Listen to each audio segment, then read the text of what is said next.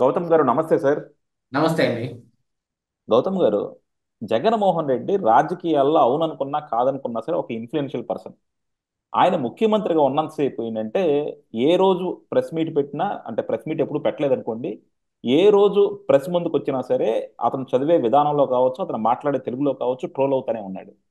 అలాగే ఇప్పుడు ప్రతిపక్షంలోకి వచ్చినాక ఏం చేశాడంటే ఆయన అధికారంలో ఉన్నప్పుడు చేయని ప్రెస్ మీట్లన్నీ ఇప్పుడు పెడతా ఉన్నాడు అనమాట. ఆయన బాకీ పడిపోయిన ప్రెస్ మీట్లన్నీ ఈ 2 నెలల్లో పెట్టేశాడు ఆయన. పెట్టేసి ప్రతి చోట కూడా ట్రోల్ అవుతా ఉన్నాడు. అండ్ ఎస్పెషల్లీ ఈ రోజు ఆయన రివర్స్ టెండరింగ్ గురించి ఒక గొప్ప ఎక్స్ప్లెనేషన్ ఇచ్చాడు సార్.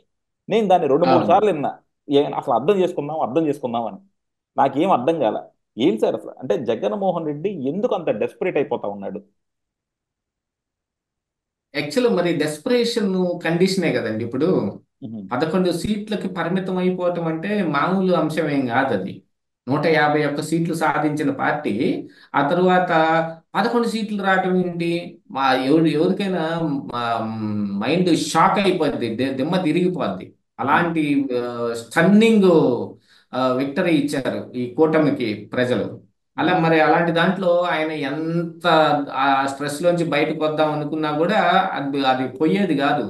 అది అది ఇయర్స్ లాంగ్ మీద పోవాల్సిందే తప్ప స్ట్రెస్ ఇప్పుడు ఇమీడియట్ గా స్విచ్ ఏసీ ఆఫ్ చేసినట్టు ఇమీడియట్ గా స్విచ్ ఆన్ అవ్వలేదు, మూవ్ ఆన్ అవటం కష్టం ఇంత డిఫీట్ ని తీసుకున్న తర్వాత. ఉహు, లోపల బాగా కసి పేరుకొని పోతుంటది, అనుక్షణం అదే గుర్తొస్తుంటది. అందుకే చూశారుగా ఆయన ఇంతకు ముందు అధికారంలో ఉన్నప్పుడు బాగా నేత లేత వంకాయలాగా నవనవలాడుతుండేవాడు. ఇప్పుడు మొత్తం కళంతా పోయేసింది. ఇంత ఎప్పుడో ఎండల్లో తిరుగుతా పాదయాత్ర చేసేటప్పుడు ఒక ఆ, కొంచెం విచిత్రమైన ముఖం వచ్చింది చూడండి. ఉహు, అలాంటి ముఖం ఇప్పుడు మళ్ళీ వచ్చేసింది జగన్మోహన్ రెడ్డికి. ఏంటంటే అదంతా డిపెండింగ్ ఆన్ ద స్ట్రెస్. ఆ స్ట్రెస్ లోనే ఆయన ఏం మాట్లాడుతున్నాడో కూడా ఆయనకి అర్థం కావటం లేదు. రివర్స్ టెండరింగ్ ఎస్పెషల్లీ ఆ ప్రక్రియ ఏమిటి అనేది వివరించి చెప్పటంలో చాలా మంది ఏంటంటే ఆ, ఒక అద్భుతమైన కథనో కావ్యాన్నో రాయగలుగుతారు. వాళ్ళు వాళ్ళు దాన్ని ఎక్స్ప్రెస్ చేయండి, ఎదురు వాళ్ళకి బాగా వివరించండి అంటే చెప్పలేదు. పేపర్ మీద రాయడం అంటే రాసుకుంటూ పోతారు. చాలా మంది రైటర్లు చూడండి, ఆ, ఈ వాళ్ళు రాసే నవల్ని అంత ఎక్స్ప్రెసివ్ గా రాయగలుగుతారు కదా, దాన్ని ఎక్స్ప్రెసివ్ గా చెప్పమనండి చెప్పలేరు. వాచకం రాదు వాళ్ళకి. ఉహు, రాయటం అయితే బాగా వస్తుంది. అట్లాగనే ఇప్పుడు సినిమాలో నటించే వాళ్ళు వీళ్ళు ఎవరో రైటర్ రాసిన డైలాగ్ని అద్భుతంగా ప్రజెంట్ చేస్తారు. కానీ వాళ్ళని రాయమంటే వాళ్ళకి రాదు. అలాంటి కొన్ని ఇబ్బందులు కూడా జగన్మోహన్ రెడ్డికి ఉన్నాయి. ఈ రివర్స్ టెండరింగ్ విషయంలో ఆయన ఆ రోజు ఒక పెద్ద పొరపాటు చేశాడు. ఈ రివర్స్ టెండరింగ్ ఏంటో, పోలవరానికి ఆ టెండర్ ఎందుకు పెట్టాల్సి వచ్చిందో, దాన్ని ఆయన మరి అధికారులు ఏం చెప్పారో, ఇతనికి ఏం అర్థమైందో, ఇతను ఆ రివర్స్ టెండరింగ్ అనే అంశం ఒకటి, మూడు రాజధానుల అంశం ఒకటి, ఆ తరువాత కరోనా టైంలో ఈ ఎలక్షన్ కమిషనర్ నిమ్మగడ్డ ని ఎలాగోలు తొలగించి ఒక రిటైర్డ్ జడ్జి కనకరాజుని తీసుకొచ్చి పెట్టడానికి కూడా ఒక కొత్తగా వేరే ప్రక్రియ ఒకటి తీసుకొచ్చాడు. ఇలాంటి అర్థం కాని ప్రక్రియలు మొత్తం తీసుకొచ్చి ఫెయిల్ అయిపోయాడు. ఆ ఫెయిల్ అయిపోయిన దాన్ని ఇప్పుడు ఒప్పుకోమంటే ఒప్పుకోలేడు కదా, అది ఫెయిల్ అయిన ప్రాసెస్ అని. దాన్ని ఏంటంటే ఏదో ఒక రకంగా అద్భుతంగా చెప్పాలని ఇప్పుడు అంబటి రాంబాబు ఉన్నాడండి. ఆయన పోలవరం నాకు అసలు ఏం తెలియదు, నాకు ఏం అర్థం కాలేదు, అది ఎవరికి అర్థం కాదు, ఎందుకంటే నాకు అర్థం కాలేదు గనక అని ఆయన ఎక్స్ప్రెసివ్ గా చెప్పాడు. ఎందుకంటే నిజంగా ఆయనకి ఏం అర్థం కాలేదు ఆ పోలవరం విషయం. అప్పుడే కదా ఇలాగుంది. అది చిన్నపిల్లాడికి సైతం అర్థమైందని అందరూ వీడియోలు పెట్టంగానే మళ్ళీ మూసుకొని కూర్చోవటం తప్ప ఏం లేదు.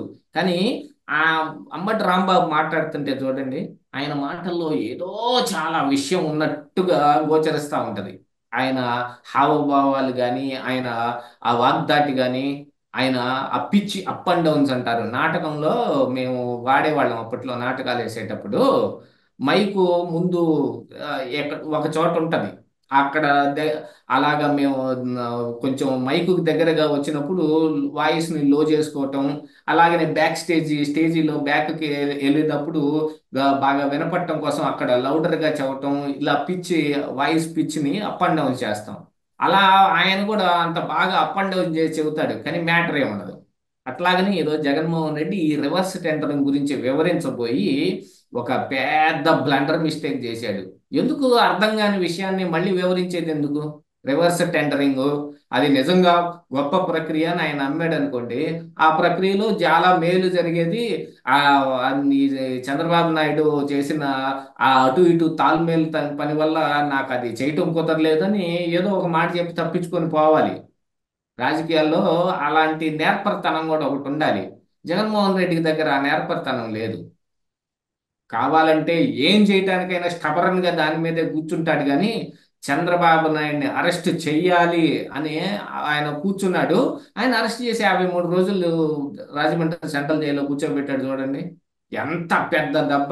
రాజకీయాల్లో ఎవరైనా చేస్తారా? అది కూడా ఎన్నికలు ఇంకా గట్టిగా ఎక్కువ దూరం కూడా లేవు ఆ రోజుకి. ఆ సమయంలో అసలు చేయరు. మోడీయే చేయడు. వాళ్ళు ఎవరిని పడితే వాళ్ళని అరెస్ట్ చేసి లోపల పడేసేవాడు. అరవింద్ కేజ్రీవాల్ని కావచ్చు, కవితని కావచ్చు, లేకపోతే సిసోడియాని కావచ్చు, జార్ఖండ్ హేమంత్ సోరెన్ని కావచ్చు, ఎవరినైనా సరే ఎన్నికల దగ్గరలో పెట్టుకుని చేయకూడదు. కానీ చూడండి, చెయ్యాలని ఆయన అనుకున్నాడు, చేసి అవతల పడేశాడు. అది ఆయనకి ఎంత పెద్ద దెబ్బ అయినా తగలనివ్వండి. అలాంటి ఒక వ్యక్తి ఆయన ఏదన్నా అనుకున్నాడు అనుకో, దాన్ని నేర్పరితనంతో తప్పించేసుకొని వెళ్ళిపోవాలి. దాన్ని వివరించటానికి అబ్బా ఇతనన్నాడు, అతనన్నాడు, ఆ ఎక్కన్నాడు, ఈ అమ్మ అన్నాడు, ఏందేందో చెప్పాడు. రివర్స్ టెండరింగ్ నిజంగా జగన్మోహన్ రెడ్డి చెప్పిన దాని ప్రకారంగా గనక అయితే అది ఎవడికి అర్థం కాదు. అలాంటి ఒక ప్రక్రియని వివరించబోయాడు ఆయన. చేతకాని పనులు ఎందుకు? ఏదన్నా అలాగే సార్. చేస్తే ఇప్పుడు జగన్మోహన్ రెడ్డి చెప్పినట్టు నిజంగా కాంట్రాక్ట్లు కనుక ఇయ్యాలంటే, బిడ్డింగ్లు వెయ్యాలంటే అసలు అది జరిగే పనేనా? అసలు వల్ల అయ్యేది కాదండి. ఆ, రివర్స్ టెండరింగ్ ఓ పెద్ద దిక్కుమాలిన వ్యవహారం అనేది తేల్చేసిన తర్వాతనే కదా. ఇప్పుడు టెండర్లు పిలవటం అనేది జగన్ అందరికీ తెలిసిన ప్రక్రియ. జగన్మోహన్ రెడ్డి తీసుకొచ్చిన రెండు కొత్త వర్డ్లు అనమాట. ఇన్సైడర్ ట్రేడింగ్ ఒకటి, రివర్స్ టెండరింగ్ ఒకటి. ఆ రెండు కూడా అబస్ పాలైనవి. అయినా సరే జగన్మోహన్ రెడ్డి గారికి బుద్ధి తెచ్చుకోరు. తెచ్చుకోరు. ఆ ఇన్సైడర్ ట్రేడింగ్ అని, ఆ రివర్స్ టెండరింగ్ అని ఆయన వదలలేడు. అసలు తిరిగి మళ్ళీ అధికారంలోకి వస్తే మళ్ళీ 3 రాజధానులు అంటాడేమో. అదిగో ఆ విషయం కూడా గుర్తుపెట్టుకోండి ఒకసారి. ఉమ్, ఏ విధంగానైనా సరే నేను ఈసారి 3 రాజధానులు చేస్తాను చూడండి అని బిల్లు పెట్టడం, పెట్టేది ఏం లేదు. ఆ బిల్లుని, పెట్టిన బిల్లుని విత్డ్రా చేసుకున్నాడు జగన్మోహన్ రెడ్డి. సిఆర్డిఏ రద్దు బిల్లు, 3 రాజధానులు బిల్లు రెండింటిని విత్డ్రా చేసుకున్నారు అసెంబ్లీ సాక్షిగా వాళ్ళు. ఆ తర్వాత కోర్టులో ఎన్ని అంశాలు ఏం జరిగినా రిట్ ఆఫ్ మ్యాండమస్ కంటిన్యూస్ అని చెప్పి తీర్పులు వచ్చి అన్నా కూడా ఆగి ఆగి సుప్రీం కోర్టుకి వెళ్ళి నానా గందరగోళం అయింది తప్ప వాళ్ళేం మళ్ళీ బిల్లు పెట్టలా. ఏది కౌన్సిల్లో వాళ్ళకి బలం వచ్చి వాళ్ళ చైర్మన్ ఉన్నప్పుడు కూడా బిల్లు పెట్టలేకపోయారు. అది ఉమ్, ఈ అంతకు ముందు ఇప్పుడు ఆ పెట్టిన 2 బిల్లులు విత్డ్రా చేసుకుంటే ఆ ప్రీవియస్ బిల్లులు ఏముంటాయో అవి ఫోర్స్లోకి వస్తాయి కదా. అవే వాటిని ఫోర్స్లో ఉంచి వెళ్ళిపోయాడు కదా జగన్మోహన్ రెడ్డి. మరి ఈ మధ్యలో ఇది ఎందుకు చేసి పెంట పెంట ఎందుకు చేసుకున్నాడు చెప్పండి? ఎందుకనేది ఆయనకే తెలియదు. ఆయన ఏంటంటే 151 సీట్లు నాకు వచ్చాయి అని ఒక ఆ ఏం చెప్పాలి దాన్ని, ప్రైడ్ ప్రెజుడిస్ అంటారు. ఆ ఆ ఆ ఒక రకమైన దాన్ని ఏం చెప్పాలంటే పొగరు అనేది దానికి పాలిష్డ్ వర్డ్ అన్నమాట. అది ఆయన తలకు బాగా ఎక్కేసింది. ఆ ఎక్కటం మూలాన నేను తెలుగుదేశం పార్టీని ఇక లేకుండా భూస్థాపితం చేస్తాను, తొక్కేస్తాను అని అనుకున్నాడు. దానితో పాటు ఏంటంటే పైనున్న మోడీ, అమిత్ షాలు కూడా, వాళ్ళు కూడా చిట్ట చివరి దాకా ట్రై చేసింది అదే కదా. తెలుగుదేశం పార్టీని ఎట్నో ఒకట తీసేసి ఆ అక్కడ ఉన్న పొలిటికల్ స్పేస్ లో బీజేపీ పార్టీని ఇరికించాలనే ప్రయత్నం చేశారు. ఇక విపరీతమైన ఇంటెలిజెన్స్ వర్గాల దగ్గర నుంచి జగన్మోహన్ రెడ్డి మీద ఉన్న విపరీతమైన వ్యతిరేకత మొత్తం అర్థమైన తర్వాత చిన్నగా ఇటువైపుకి వచ్చారు. ఇది యాక్చువల్గా జగన్మోహన్ రెడ్డి చంద్రబాబు నాయుడిని అరెస్ట్ చేశారు అనేది నాకు తెలిసి అయితే ఎవరు నమ్మరు, నేను కూడా నమ్మను. జగన్మోహన్ రెడ్డి కాదు అరెస్ట్ చేసింది, త్రూ జగన్మోహన్ రెడ్డి మోడీ, అమిత్ షాలు అరెస్ట్ చేయించారు. G20 సదస్సు జరుగుతుందనే కారణానికి వాళ్ళు కనీసం ఈ అరెస్ట్ గురించి మాట్లాడడం కూడా మాట్లాడలేదు. మరి అప్పుడు లోకేష్ వెళ్ళి 30 రోజులు, 35 రోజులేమో ఢిల్లీలో ఉన్నాడు చూడండి. వెళ్ళిన అప్పుడు ఆయనకి అపాయింట్మెంట్ కూడా ఇవ్వలేదు. ఆయనకు అపాయింట్మెంట్ ఎప్పుడు ఇచ్చారు? లోకేష్ తిరిగి వచ్చేసిన తర్వాత ఈ ఒక పక్కన ఏపీ అధ్యక్షురాలు పురంధరేశ్వరిని, ఇంకో పక్కన తెలంగాణ అధ్యక్షుడు కిషన్ రెడ్డిని కూర్చోబెట్టుకొని ఇచ్చారు. ఇది ముందు కదా ఇవ్వాల్సింది. చంద్రబాబు నాయుడు అరెస్టు అంత సామాన్యమైన విషయం కాదు కదా. మరి దేశంలో ఉన్న చాలా పెద్ద పార్టీలు, మమతా బెనర్జీ కావచ్చు, అఖిలేష్ యాదవ్ కావచ్చు, ఎంతమంది రెస్పాండ్ అయ్యారండి దాని మీద? కాని వ్యక్తులు ఇద్దరే ఉండాలి. ఒకటి మోడీ, రెండోది అమిత్ షా. అసలు ఆ విషయం ఏం జరగనట్టుగా మెదలకుండా ఊరుకున్నారు. దాన్ని బట్టే అర్థమైపోయింది అందరికీను, దాని అరెస్ట్ అనుకుంది వీళ్ళేనని. మరి అలాంటిది ఈ జగన్మోహన్ రెడ్డి చేస్తా ఉంటే వాళ్ళు చూస్తా ఊరుకుని ఆయన చేపించారు చూడండి. అమరావతిని నాశనం చేయాలనేది కూడా వాళ్ళ యొక్క ఆ, అభిమతమే. యాక్చువల్ గా ఈ అమరావతికి ఈ రైతులు ఇన్ని వేల ఎకరాలు భూమి ఇస్తారనే ఊహలో కూడా ఆ రోజుకి ఎవరికీ లేదు. ఫ్రీగా 1 రూపాయి తీసుకోకుండా. డొలేరో సిటీ ఎటు పోయిందో తెలియదు. చెప్పండి, మీరు చెప్పండి, డొలేరో సిటీ గురించి ఈరోజు మాట్లాడుకునేది ఎవరు? కనీసం మోడీ అన్న మాట్లాడుతున్నాడా డొలేరో సిటీ గురించి? అవును. ఇప్పుడు అమరావతి విషయమై గుర్తుకొచ్చి నేను మాట్లాడుతున్నా కానీ డొలేరో సిటీ గురించి ఏం తెలియదు.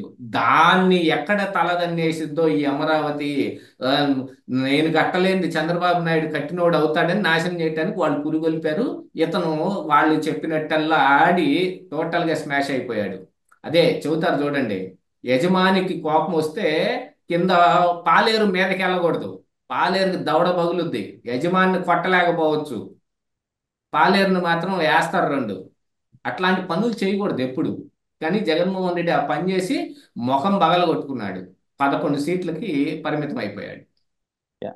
డెఫినెట్ గా జగన్మోహన్ రెడ్డి ఏంటంటే ఒకప్పుడు రాజకీయాల్లో జగన్మోహన్ రెడ్డి మించిన రాజకీయ జ్ఞానం లేదనుకునేవాళ్ళు.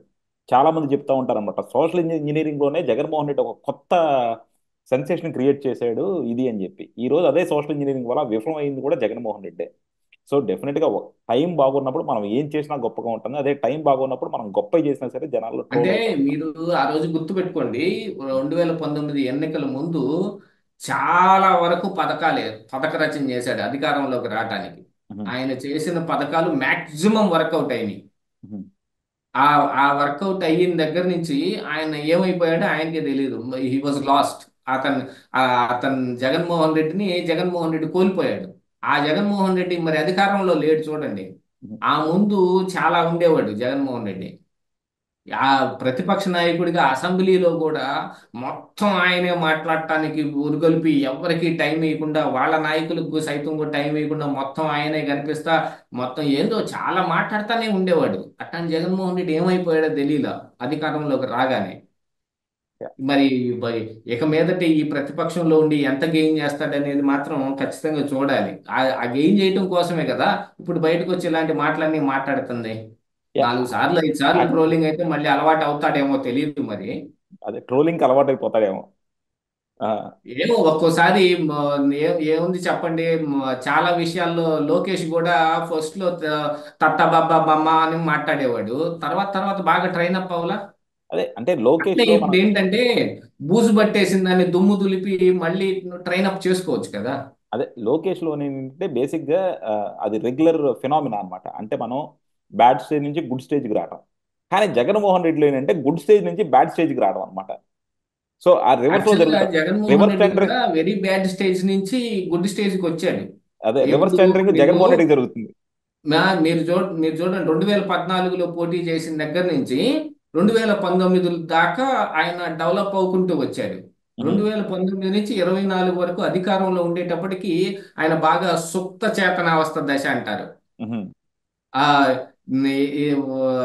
కొన్ని సీడ్స్ అలాగ వెళ్ళిపోతాయి అన్నమాట. బాగా ఆ, తిరిగి మొలకెత్తే దానికంటే ముందు సీజన్ వచ్చేదాకా ఏంటంటే ఎండిపోయినట్టుగా అయిపోయి అవి సుప్త చేతనావస్థ దశ అంటారు. అవును. బాగా డీప్ స్లీప్, కోమా లాంటి స్లీప్ లోకి వెళ్ళిపోవటం అన్నమాట. ఉహు, అది మళ్ళీ తిరిగి వానలు పడంగానే కొంచెం భూమిలోకి వెళ్ళంగానే ఓ మొక్క వచ్చింది. ఉహు, అలాగ సుప్త చేతనావస్థ దశలో ఉన్నాడు. ఇప్పుడు మొక్క వచ్చింది అనుకోండి, ఆ మొక్క ఆ ఇత్తనంలో ఉన్న పసను బట్టి అది మంచి మొక్క, పిచ్చి మొక్క, లేకపోతే కొంచెం పెరిగి రాలిపోయే మొక్క, ఈ ఈ తేడాలన్నీ కూడా ఉంటాయి.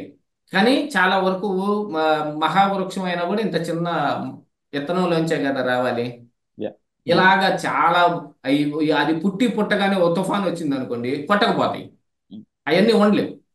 అదే. అదే దాని ప్రకారంగా మరి ఈ సీజన్ కూడా కలిసి రావాలి. మరి ఇప్పుడు ఈ ప్రతిపక్ష సీజన్ జగన్మోహన్ రెడ్డికి ఏదన్నా కలిసి వచ్చే అవకాశం ఉంటదేమో, రేపు మళ్ళీ డెవలప్ అయ్యే అవకాశం కూడా ఉండొచ్చేమో, చెప్పలేము దాన్ని. యా, చూద్దాం సార్. మీరు మోహన్ రెడ్డి మీద చాలా హోప్స్ పెట్టుకున్నట్టున్నారు. కానీ జగన్మోహన్ రెడ్డి నాకేం హోప్ లేదు. ఆ, నాకు అతను అసలు తిరిగి గెలవాలి అనే అదే ఉద్దేశం కూడా ఏమి లేదు. అదే కానీ ఎందుకంటే 19 నుంచి 24 దాకా ఆయన చేసిన ప్రతి పనిని వ్యతిరేకించిన వ్యక్తులు మేమే. అవును. ఎందుకు? ఆయన అధికారంలో ఉన్నప్పుడు ఆయన చేసిన తప్పులు మొత్తాన్ని అసలు ప్రతిపక్షమే రాలేదండి బయటికి.